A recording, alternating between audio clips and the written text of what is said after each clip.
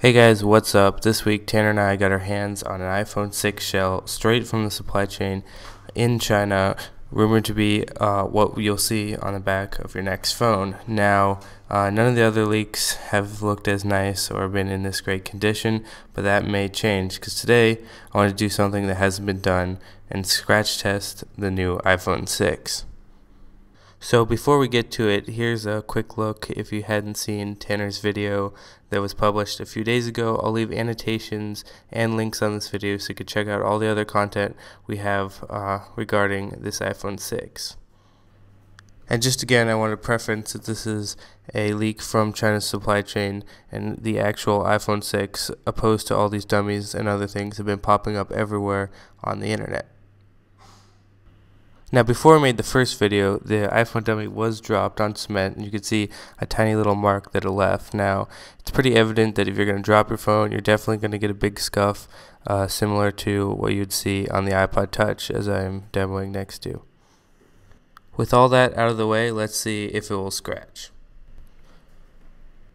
Now in the first test, I'm going to just try scratching it with a coin. This could happen while the device is in your pocket, or similar to if you set it down on a counter or something like that.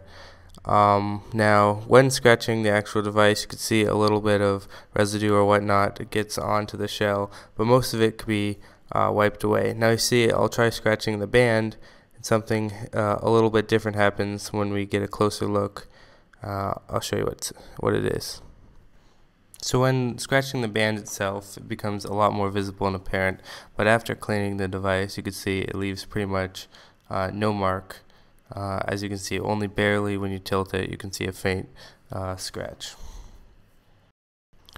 For the second test, let's use something a little stronger. Here in this case, I have a key. While it's not the sharpest key, it should be able to inflict a little bit more damage than the coin and possibly leave a permanent scratch. So I'll just be scratching up the shell and then moving on to the band and seeing if anything changes.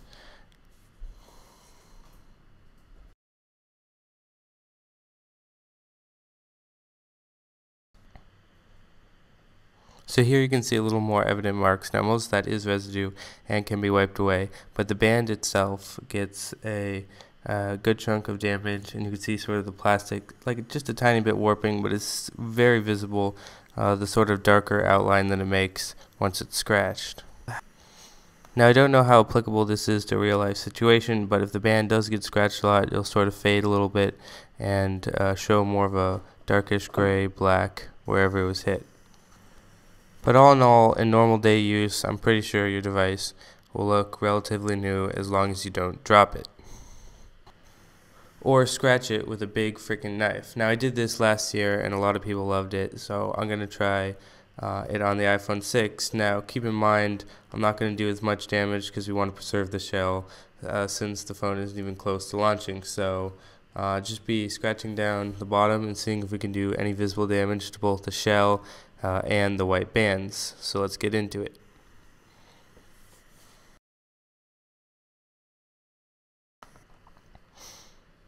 So after scratching a bunch with the knife, you can see the band is a little more faint, and you can see sort of a darker edge on it. And the iPhone only really scratched when I put a decent amount of pressure onto it, and you could see that small little mark on the bottom right. Now I could probably carve something into it if I pushed harder, but that's really never going to happen in everyday use.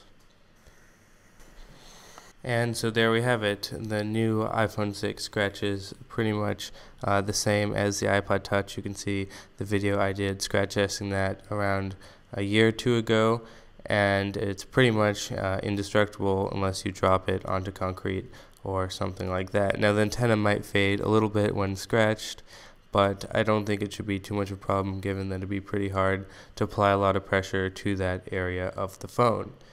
Hope you enjoyed the video. If you did, leave a thumbs up and check out some new updates to Free App Life, which I'll be talking about now. Now, if you haven't already, go to freeapplife.com on your iOS device to get started. You can download and try out applications. In return, get gift cards. We added support for PlayStation and Xbox now. And in addition to that, you can get all the paid apps and premium apps. Now, if you want even more, you can check out our Gone Free section, which will give you push notifications every day, sharing the best apps that have gone free. So make sure to check it out at freeapplife.com.